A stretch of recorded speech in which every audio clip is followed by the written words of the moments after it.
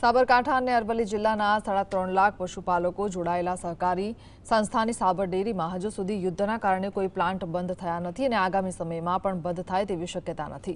સાબર ડેરીમાં ઓએનજીસી અને સાબરમતી એમ 2 લાઇનો દ્વારા ગેસ સપ્લાય કરવામાં આવે છે અને હાલમાં ડેરીને લગભગ 15 ક્યુબિક મીટર ગેસની જરૂરિયાત હોય છે, જે મુજબ ગેસ મળી રહ્યો છે। આગામી સમયમાં ગેસની કોઈ સમસ્યા ઊભી થાય તો તેના વૈકલ્પિક ઉપાય તરીકે બોઇલર ચલાવવા માટે સોલિડ ફ્યુઅલની વ્યવસ્થા પણ સાબર ડેરી દ્વારા કરવામાં આવે છે, જેના કારણે ભવિષ્યમાં પણ સાબર ડેરીને ગેસ બાબતે કોઈ અસર થવાની શક્યતા નથી। સાબર ડેરીના એમડી સુભાષ પટેલે જણાવ્યું હતું।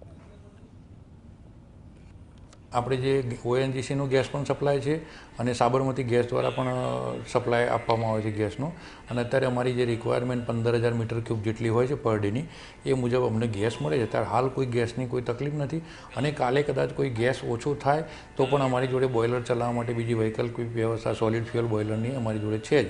એટલે હું માનું ત્યાં સુધી કોઈ ઇસ્યુ અત્યારે હાલ નથી સાબર ડેરી ખાતે।